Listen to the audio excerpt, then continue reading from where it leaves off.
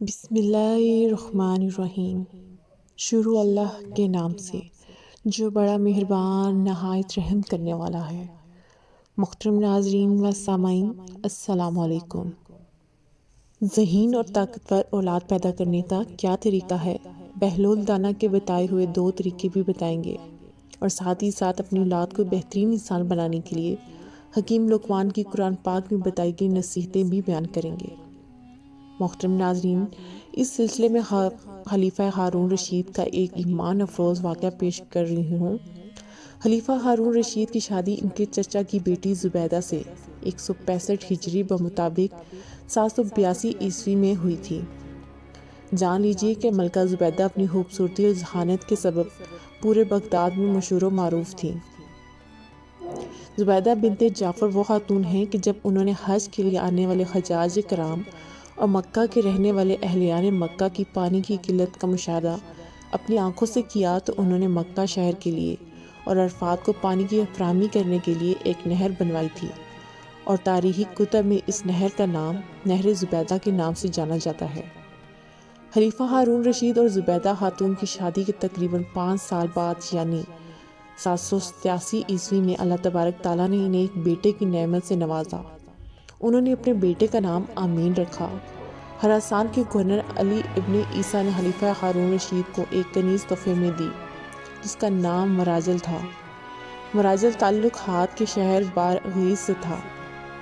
مراجل کے بطن سے اللہ تبارک تعالیٰ نے خلیفہ ہارون رشید کو ایک بیٹا 788 عیسوی میں عطا کیا جس کا نام مامون رکھا گیا۔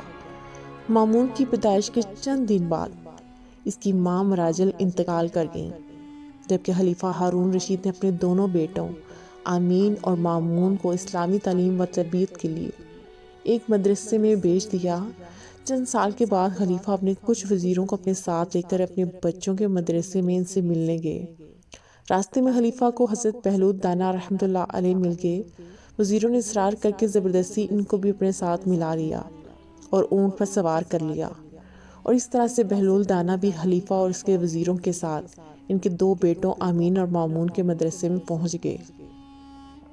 اب مکتب میں پہنچ کر خلیفہ نے اپنے بچوں کے استاد سے ان کی تعلیم و تربیت اور ان کی ذہانت کے بارے میں دریافت کیا تو استاد صاحب کہنے لگے کہ عالی جاں، آپ کا بیٹا امین زمانہ حاضر کی عورتوں کی سردار ملکہ زبیدہ جیسی ہوشیار اور عقل مند خاتون کا بیٹا ہے، لیکن وہ کند ذہن ہے، اسے کچھ بھی نہیں سمجھ آتا، جبکہ اس کے برعکس مامون جو کہ ایک کنیز سے آپ کا بیٹا ہے وہ بے حد ذہین، عقل مند، دانش مند اور باوقار شخصیت کا مالک ہے۔ یہ سن کر خلیفہ کو نہایت تعجب ہوا اور کہنے لگا کہ حیرت ہے، یہ دونوں میرے ہی بیٹے ہیں، لیکن وہ دونوں کی شخصیت اور ذہنیت میں اس قدر فرق کیسے ہو سکتا ہے؟ خلیفہ ہارون رشید بچوں کے استاد پر برہم ہوا اور کہنے لگا کہ تمہیں بغیر کسی ثبوت کے میرے بیٹوں کے بارے میں اتنی بڑی بات نہیں کہنی چاہیے تھی۔ یہ سن کر بچوں کے استاد نے نہایت ادب سے جواب دیا کہ عالی جاں، دونوں بچے تفریح کے لیے باہر گئے ہیں، میں دونوں کے بیٹھنے کی جگہ پر ایک کاغذ چھپا کر رکھ دیتا ہوں، جب دونوں واپس آئیں گے تو آپ بچشم میں خود ملاحظہ فرما لیجیے گا۔ کچھ ہی دیر کے بعد دونوں بچے مکتب میں داخل ہوئے اور اپنے والد محترم کو دیکھ کر بے حد خوش ہوئے، اور اپنے والد محترم سے گلے ملنے کے بعد دونوں بچے اپنی اپنی جگہ پر بیٹھ گئے جو ان کے استاد نے ان دونوں کے لیے محسوس کر رکھی تھی، اور جہاں پر استاد صاحب نے ایک موٹا کاغذ چھپا رکھا تھا۔ مامون اپنی جگہ پر بیٹھتے ہی کچھ مضطرب نگاہوں سے ادھر ادھر دیکھنے لگا، لیکن امین اپنی جگہ پر اطمینان سے بیٹھا رہا۔ مامون کی بے چینی دیکھتے ہوئے استاد صاحب نے مامون کو مخاطب کیا اور پوچھا کہ کیا بات ہے؟ مامون، کچھ بے چین نظر آتے ہو۔ مامون نے فوراً جواب دیا کہ استاد محترم، میں اپنے بیٹھنے کی جگہ پر کچھ تبدیلی محسوس کرتا ہوں، مگر سمجھ نہیں پا رہا۔ ایسا معلوم ہوتا ہے کہ جیسے میری جگہ کاغذ بر اوپر ہو گئی ہے، یا پھر کمرے کی چھت کاغذ بر نیچے ہو گئی ہے۔ استاد صاحب نے فوراً امین سے پوچھا کہ کیا تمہیں بھی کوئی تبدیلی محسوس ہو رہی ہے؟ تو امین نے جواب دیا کہ نہیں استاد محترم، مجھے تو کوئی تبدیلی محسوس نہیں ہو رہی۔ اپنے دونوں لڑکوں کا جواب سن کر خلیفہ دم بخود رہ گیا اور اپنا سر پکڑ کر بیٹھ گیا۔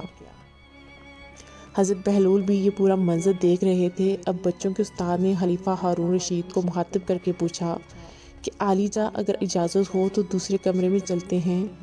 یوں وہ بچوں کو ادھر ہی چھوڑ کر دوسرے کمرے میں چلے گئے۔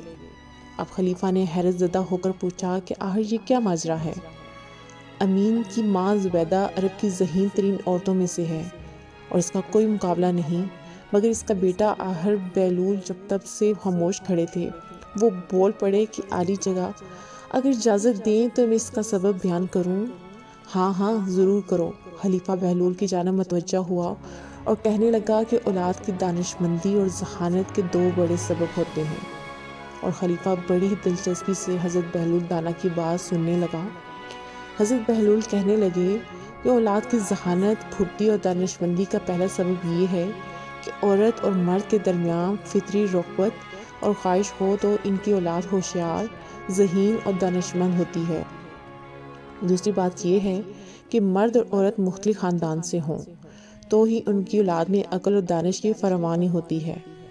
خلیفہ نے بہلول کی یہ بات سنی تو جلدی سے بولے کہ آپ کے پاس اس بات کی کوئی دلیل ہے تو بیان کریں، بغیر دلیل کے میں یہ بات کیسے مان لوں؟ خلیفہ نے بہلول سے وضاحت طلب کی تو بہلول یوں مخاطب ہوئے کہ اس کی مثال درختوں اور جانوروں میں نظر آتی ہے۔ حضرت بہلول نے وضاحت بیان کرنا شروع کر دی۔ اگر پھل کے درخت میں کسی دوسرے پھل کے درخت کا پیوند لگایا جائے تو نہایت ہی عمدہ اور لذیذ پھل پیدا ہوتا ہے۔ اسی طرح گھوڑے اور گدھے کے ملاپ سے خچر پیدا ہوتا ہے جس کی ہوشیاری، پھرتی اور طاقت کا کوئی جواب نہیں۔ عالی جا اب ہم سمجھ سکتے ہیں کہ امین میں جو ذہانت کی کمی محسوس ہوتی ہے اس کی وجہ اس کی والدہ اور والد کی باہم رشتہ داری ہے، جبکہ مامون کی ماں دوسرے قبیلے سے تعلق رکھتی تھی، اور یوں خون کے لحاظ سے آپ میں اور اس میں جو فرق ہے وہی مامون کی ذہانت اور دانشمندی کا سبب ہے۔ خلیفہ نے جب یہ ساری تفصیل ایک ایسے شخص کی زبان سے سنی جسے سارا شہر دیوانہ کہتا تھا تو حیران رہ گیا، اور بچوں کے استاد بھی حضرت بہلول کی دانائی کی تعریف کرنے لگے۔ اولاد اللہ رب العزت کا نہایت ہی قیمتی انعام ہے جسے رب تعالیٰ نے دنیاوی زندگی میں رونق بیان کیا ہے، لیکن یہ رونق و بہار اور آنکھوں کی ٹھنڈک کا باعث اس وقت ہے جب اس نعمت کی قدر کرتے ہوئے بچپن ہی سے ان کی صحیح نشوونما دینی و اخلاقی تربیت کی جائے اور انہیں زیور تعلیم سے آراستہ کیا جائے۔